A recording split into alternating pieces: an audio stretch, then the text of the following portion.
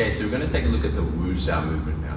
The Wu Sao from the Siu Lim Tao means guard hand, or it's a guarding hand.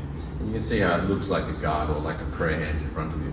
Now, the rotations of this movement is the shoulder joint rotates backwards, so to speak, and the elbow joint collapses or hinges to bring the open palm back through your center line towards you, so this way.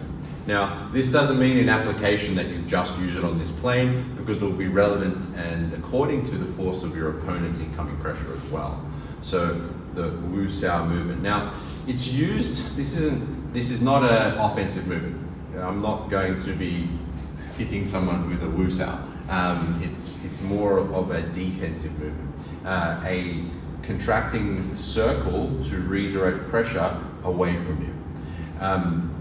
Also, it can be used offensively if you use it in conjunction with another arm. So for example, like the drawback movement, if Carlson was holding my arm, I could bring this back and strike, or maybe he throws a punch at me with his left hand, then this does the Wu Sao movement and I strike at the same time as well. So it can have an offensive component, but that's going to come from the other limb.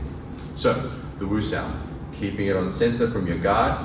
Generally speaking, we practice everything from center, but once again, they can be done in relationship to the center line between you and your opponent. So Carlson's, if I'm facing this way, and this is my opponent, this is my center line or center plane. So here's my center, here's our center line, yeah? So I can still use it in this formation if I am facing this way. So it still applies there. So you can keep that in mind, because some people get confused and they think, oh no, I'd only use it in front. Now, lastly, it can be used, most of the time it's used in a fashion where your hand's on top of theirs, so his punch comes through and I'm using it in this fashion.